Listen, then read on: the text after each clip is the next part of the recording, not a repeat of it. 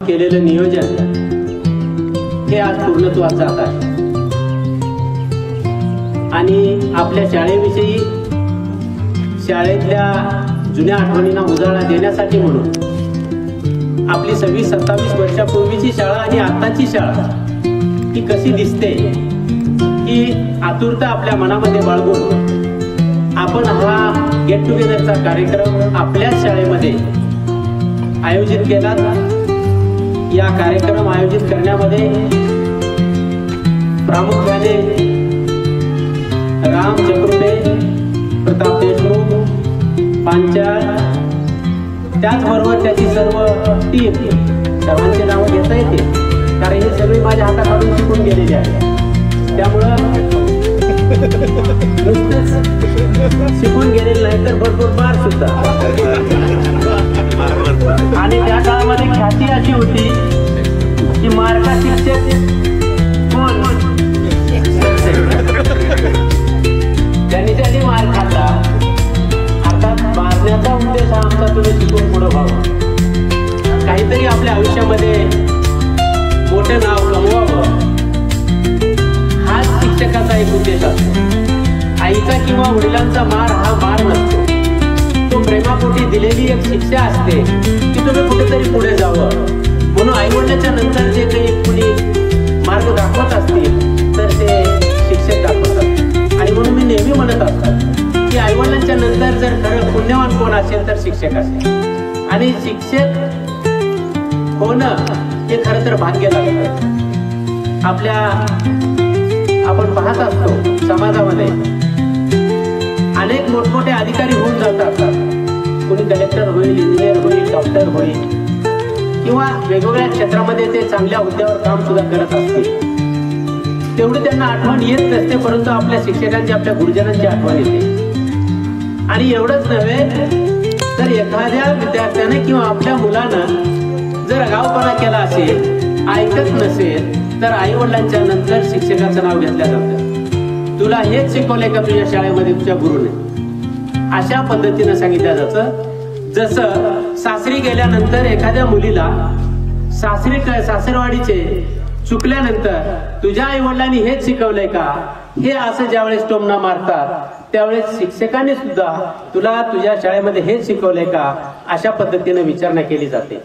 आणि म्हणून आजचा आदर्शवत विद्यार्थी प्रत्येक क्षेत्रामध्ये जो कार्य करतोय आणि तो आपापल्या क्षेत्रामध्ये अत्यंत कुशलपणे काम करत आहे, याची ज्यावेळेस आम्हाला जाणीव होते त्यावेळेस खरा आनंद आम्हाला होतो।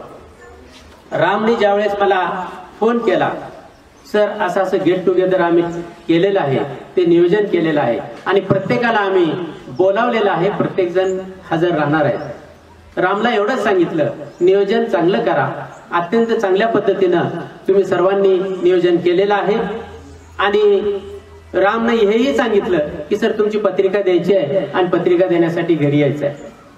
आता अध्यक्षस्थानच मला जर त्यावेळेस त्यांनी दिलेलं आहे, त्यामुळे मी म्हटलं पत्रिका अजिबात देऊ नका, ही फॉर्मॅलिटी करू नका, तुम्ही बाकीच्या कार्यक्रमाचं नियोजन करा, मी नक्कीच येणार आहे। तरी देखील काल इथं लग्न होतं, लग्न कार्याला मी यायला या ठिकाणी तयार होतो, परंतु दुसऱ्याच एका लग्नाच्या निमित्तानं मला बाहेरगावी नांदेडला जावं लागलं आणि म्हणून त्यावेळेस आपली भेट होऊ शकली नाही। मी म्हटलं प्रत्यक्षात भेटून काही अडचण नाही। म्हणून आज आनंद या गोष्टीचा आहे की हे माझे विद्यार्थी वेगवेगळ्या क्षेत्रामध्ये जाऊन अत्यंत चांगल्या प्रकारचं काम करतात। नगरला एकदा मी गेलेलो होतो आणि माधव त्या ठिकाणी तलाठी म्हणून काम करतोय हे मला कळलेलं होतं, म्हणून सहज फोन केला। शिर्डीला जात असताना वाटेवरच फोन केला, पण माधव कुण्यातरी कामानिमित्त पुण्याला गेलेला होता। आणि म्हणून अनेक वेळा ज्या ज्या विद्यार्थ्यांनी आपल्या क्षेत्रामध्ये नाव कमवलेलं आहे त्या विद्यार्थ्यांचं कौतुक आणि अभिनंदन करावंच वाटतं। पण तुम्ही सर्वजण या ठिकाणी आलात, अत्यंत उत्तम शेती करणारे आपल्याकडे आहेत, कोणी शेतकरी व्हावा, कोणी तलाठी व्हावा, कोणी प्रशासनामधले चांगले कर्तबगार अधिकारी व्हावे, ही आमची इच्छा असते। मी सुरुवातीला सांगितलं होतं 1993 ला मी ज्यावेळेस या ठिकाणी आलो, शाळेची स्थापना 1983 ची, 10 वर्षानंतर मी या ठिकाणी आलो आणि आल्यानंतर फक्त 3 वर्गाची शाळा, तुम्ही या 3 वर्गाच्या शाळेमध्ये 8वी 9वी 10वीला शिकलेला होता. माझ्या डोक्यामध्ये कल्पना होती की आपल्या शाळेला लागून 5वी 6वी 7वी का जोडू नये. पण मी ज्यावेळेस शिक्षक होतो, काही मर्यादा होत्या आणि त्या मर्यादापोटी मी 5वीच्या वर्गाला मान्यता आणू शकत नव्हतो. दुसरे मुख्याध्यापक होते. अनेक वेळा बोलून झाल्यानंतर देखील त्यांनी वर्ग सुरू करायचं ठरवलं आणि 2000 मध्ये आपल्याकडे 5वीचा वर्ग निर्माण केला. 2001, 2, 3 अशा 3 वर्षामध्ये 5वी 6वी आणि 7वी आपल्या शाळेला जोडल्या गेली. जसं कावळे सरांनी सांगितलं की संघर्षमय जीवन असतं, तसं संघर्षमय जीवनामध्ये या शाळेने देखील खूप प्रयत्नाची पराकाष्ठा केली आणि 5वी ते 7वीला अध्यापन करणाऱ्या शिक्षकांना विनाअनुदानित सेवा करावी लागली. त्यांचा सत्कार करून सन्मानाने त्यांचा सेवानिवृत्तीचा कार्यक्रम घेतला आणि 1 ऑगस्टला ज्या दिवशी 4 झाला त्या दिवशी मला संस्थेच्या सन्माननीय सचिवांनी असे सांगितलं की सर 9 वर्षे झाला आपली शाळा 5वी ते 7वीची विनाअनुदानित काम करते, विना वेतन काम करतात, तुम्ही वेतन घेतात, हे तुम्हाला काही वाटतंय का?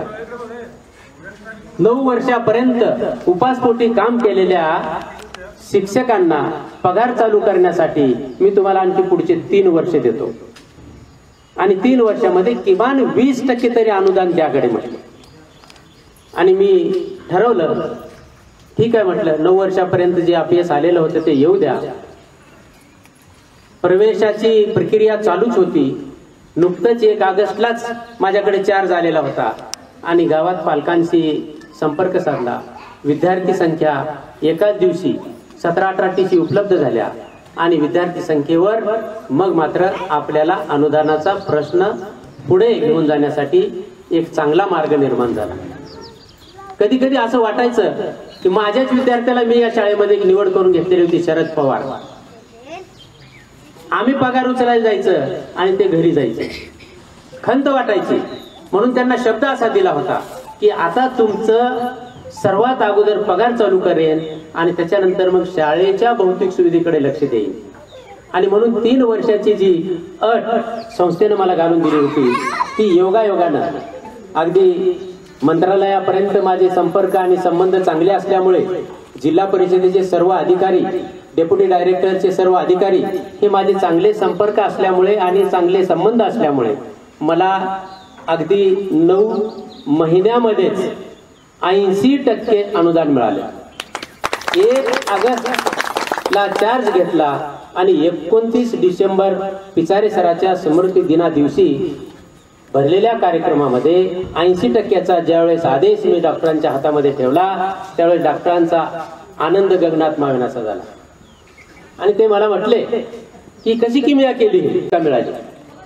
आता जिल्हा परिषदेची फुल पगारावरची शिक्षिका आणि यांनी सोयरीक जमवत असताना मी परमनंट या शाळेमध्ये आहे आणि मला पगार सुरू होणार आहे, माझा अप्रुव्हल मिळणार आहे, अशा प्रकारे सांगून ती सोयरीक जमवलेली होती.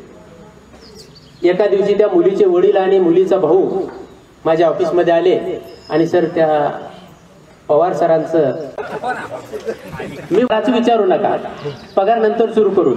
ते म्हणले फक्त अप्रुव्हल तर द्या हो, नाहीतर माझी बायको जी होणारी आहे ती जाणारी हातातून.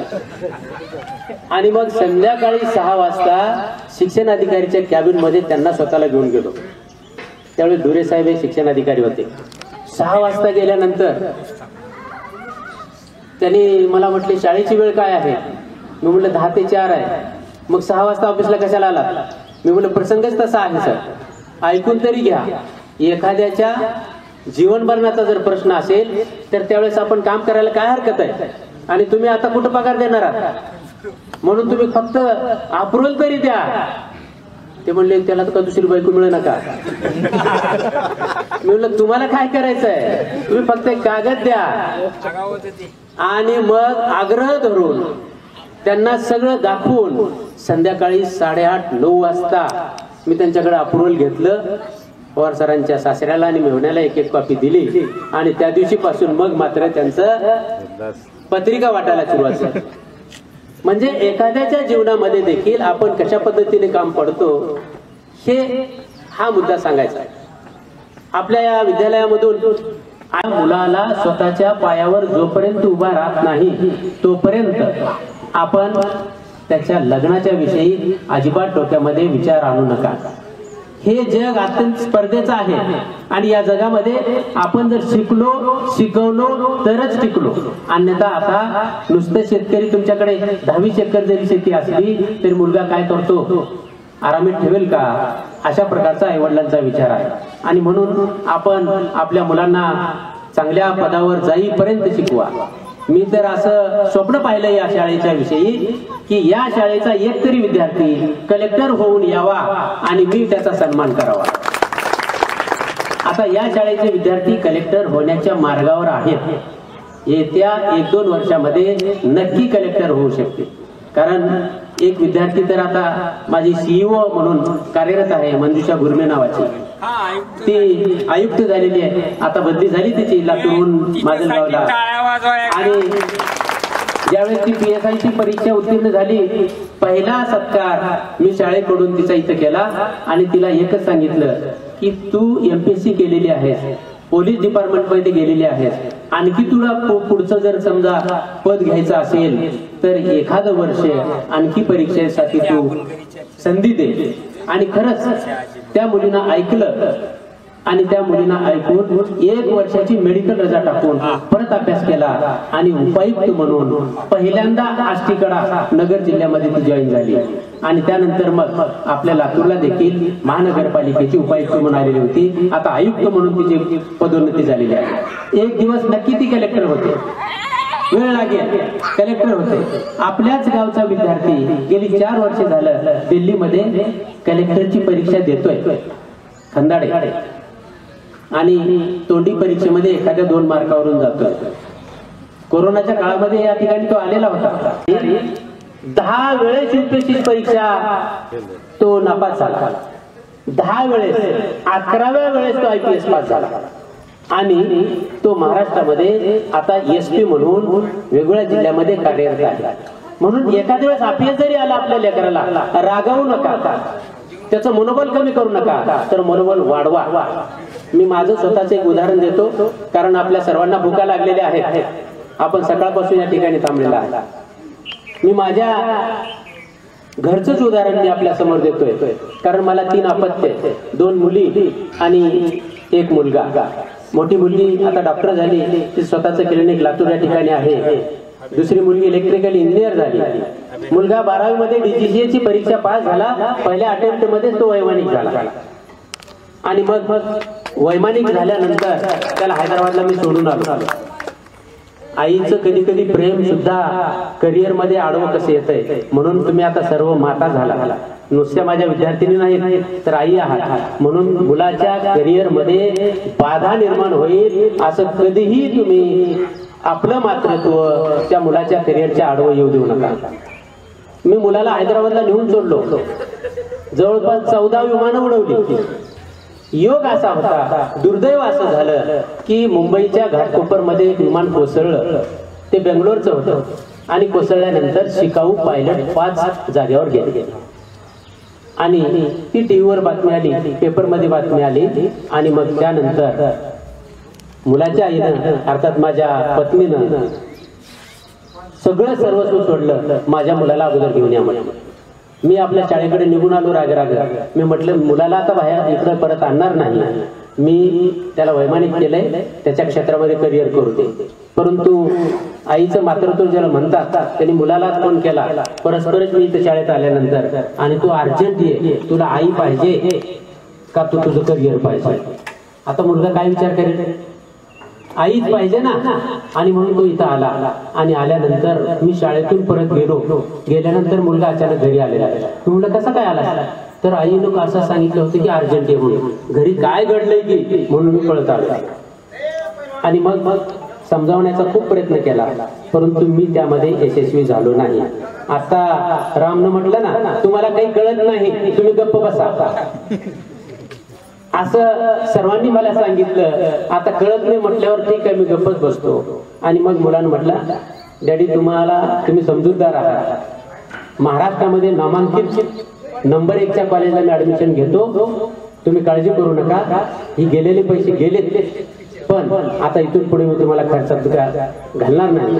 आणि म्हणून मुलांना परत एकदा 12वीच्या नंतरचा अभ्यास करायला सुरुवात केला आणि नामांकित असलेल्या महाराष्ट्रामध्ये पहिल्या टॉप 3 मध्ये असलेल्या कॉलेजमध्ये त्याचा नंबर लागला आणि MIT ला तो केमिकल इंजिनियर झाला. MIT ला केमिकल इंजिनियर होऊन आता तो MBA झालाय आणि अमेरिकेची अत्यंत चांगल्या पगारावरची त्याला नोकरी आलेली होती. जवळपास 18 लाख रुपये पॅकेज होतं. पण गव्हर्नमेंट पण शासनाच्या माध्यमातून MBA ला नंबर लागल्यामुळे सावित्रीबाई फुले युनिव्हर्सिटीमध्ये तो परीक्षा दिलाय. आज